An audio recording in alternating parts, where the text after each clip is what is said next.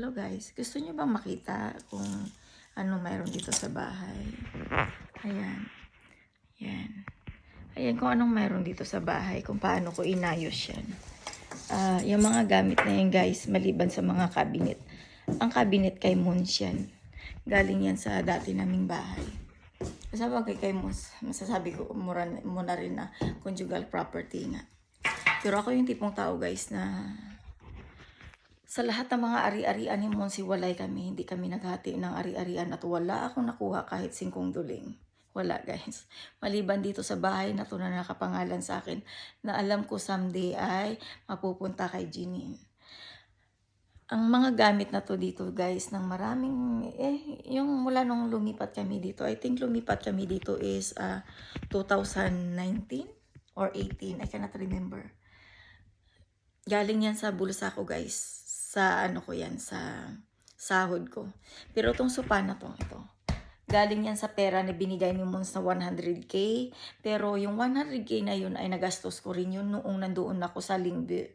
Dahil wala naman akong income doon guys. Malayo yun sa Kabihasnan. As in malayo sa Kabihasnan. Boring sa kaburingan. Kung sa Santa Cruz nag-i-enjoy ako doon as in boring. Tapos yung mga kapitbahay mo mga toxic. Ayun. Mga toxic nga guys. Kasi nag-try akong magkaroon ng tindahan ng mga damit. Para sana mawili ako kasi alam ko naman na parang ang hirap-hirap ng swerte sa akin, no? Kasi ako pinanganak ako ng Year of the Dragon ako. Pinanganak ako ng kahit papano ako nagbibit-bit ng saya at swerte sa pamilya ko. Kaya alam ko pagdating sa negosyo, siswertihin ako. Yung ganon. Nag-try ako. Diyos ko yun nga guys, binabangaw nga pero hindi naman sa ganon eh. Walang problema yun. Basta ang importante na nag-i-enjoy sa ginagawa ko. Alam mo, hindi rin naman talaga ako nila tinitigilan. Kahit saan sulok ako dito sa country nito, hindi nila ako tinitigilan. Tapos ang masakla pa dyan, itong last year nga, kinuha sa akin ang anak ko. Ako pinipilit bitbitin pero hindi ko binuksan ang pinto. Nandyan ang anak ko, luto ng pagkain. Ayun nga, may dalawang, alam mo na, otoridad ang dumating at ang sa City Hall na nagtatrabaho. Ayun. Kinuha ang anak ko, binitbit nila. Tapos si Mons hindi rin nagtagal dito. Kasi binitbit rin nila kung saan. Kasi ang plano nila talaga ay mawalan ako ng saysay sa mundo.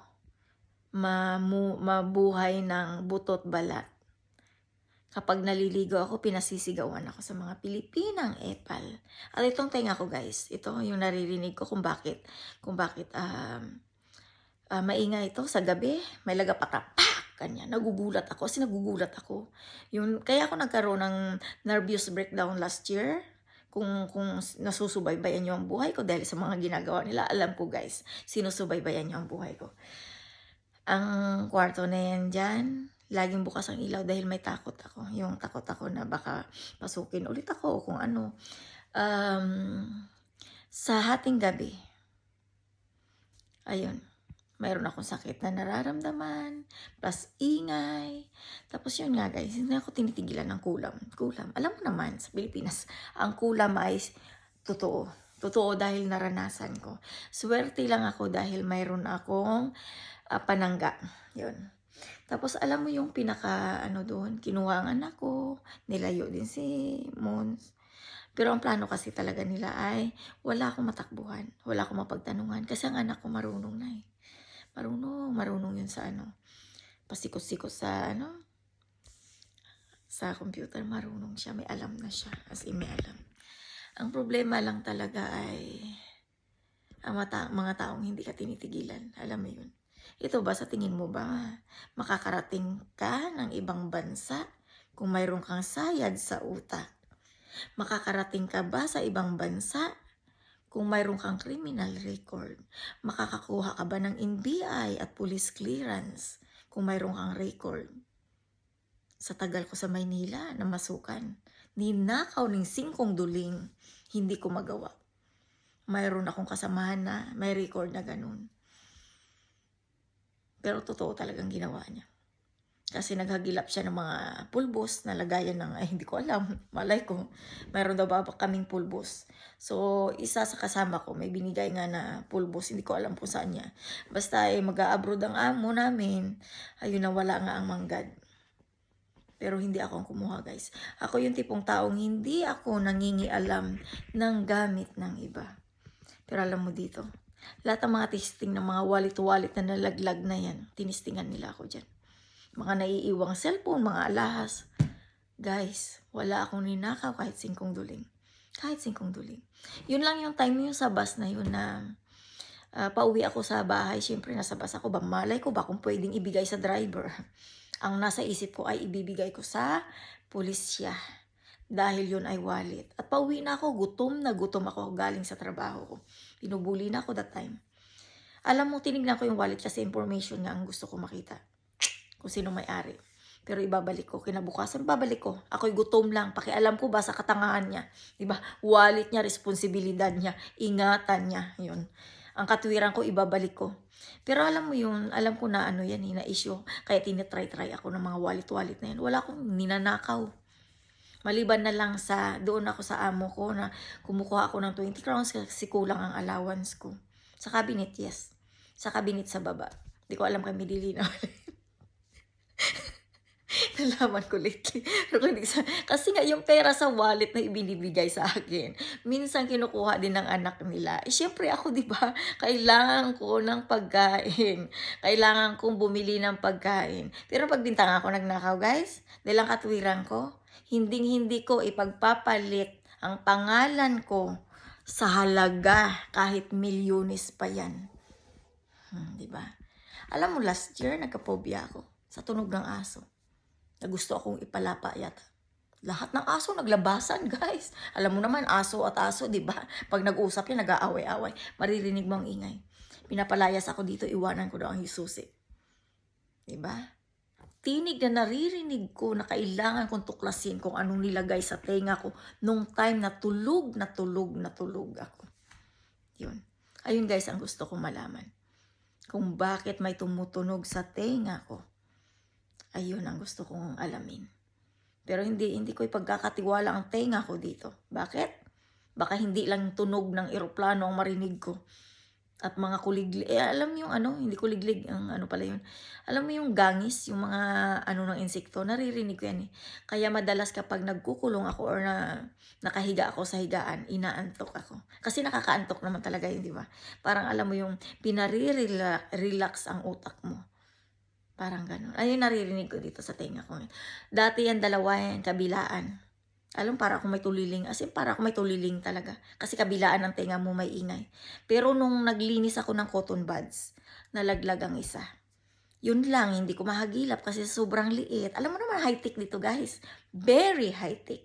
Kung kailangan nilang lagyan ang utak mo na kung ano-ano para maging okay lang sa pakiramdam nila, gagawin nila, makaligtas lang sila sa hinaharap nilang kadimunyuhan. Alam mo yung kadimunyuhan ang masasabi ko eh. Bakit? Nawalan na ako ng respeto sa mga taong pilit kong binibigyan ng respeto. Pero pilit ding winawarak ang pagkatao ko. Alam mo kung hindi nalaglag yun at kung napulot ko yun. Ang problema kasi nahulog doon sa butas ng, alam di ba may butas ng ano yan? Yan sa ano para tagusan ng tubig. Doon nalaglag. Yung kalansing as narinig ko. Nawala sa kabila. Dito na lang ito. Maingay ito eh.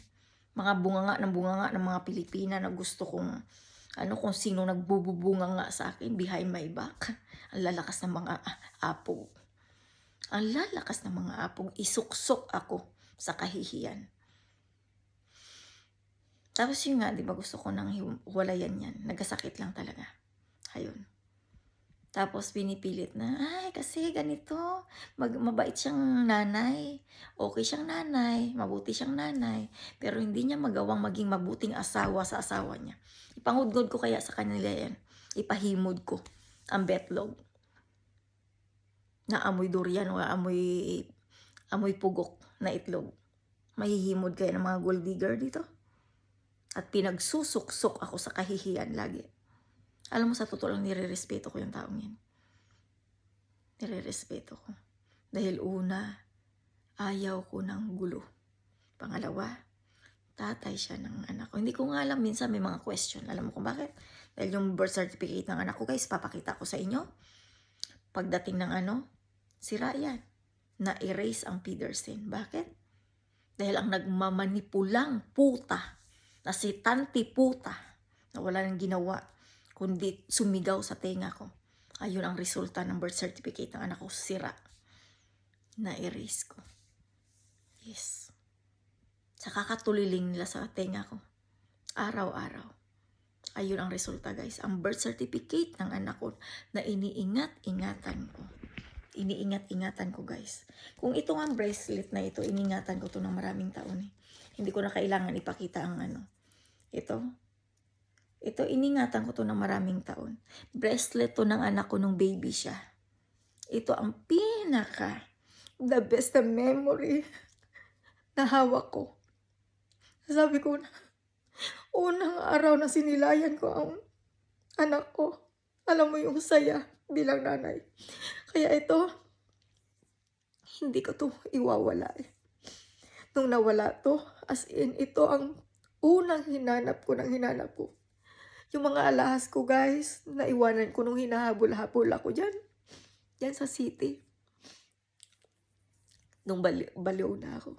Nakatake na ako ng gamot na 1 tablets, 6 days lang. 6 days lang, guys, ang resulta. Naiwanan ko yung alahas ko.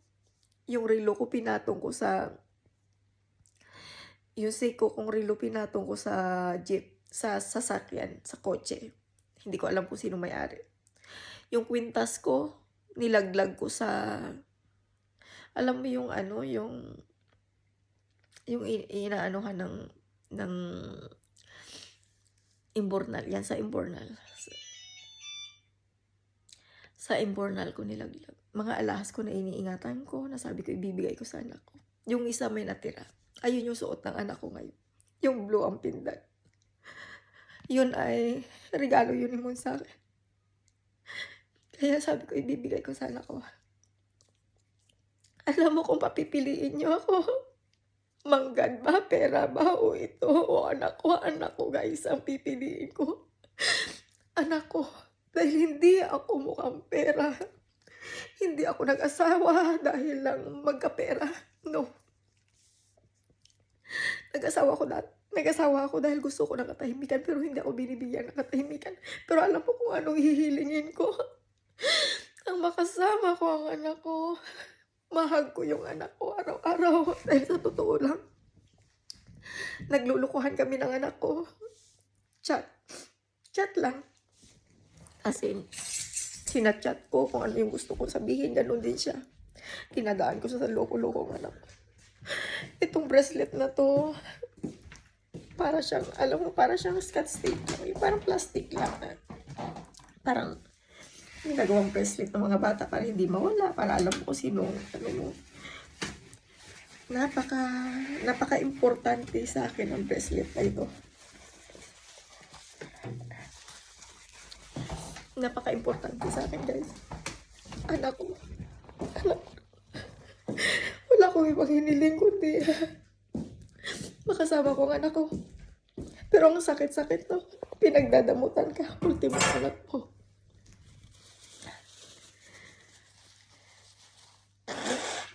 Nung nagkasakit ako, naratay ako. Tapos nagising ulit ako. Alam mo,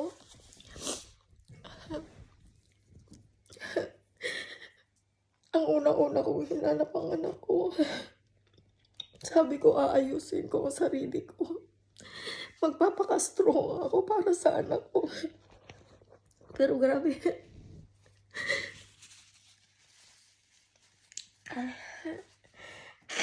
Pero kahit anong gawin mo pala, kung kukunin sa'yo, kukunin talaga sa'yo. Pero thankful pa rin ako dahil alam niya kung sino ang nanay niya. At kahit anong sira niyo sa akin, kahit tanongin niyo yung anak ko kung anong klaseng nanay ako, isa lang ang sasagot ng anak ko. At alam ko ang anak ko hindi magsisinungaling yan. Maliban na lang kung takutin niyo.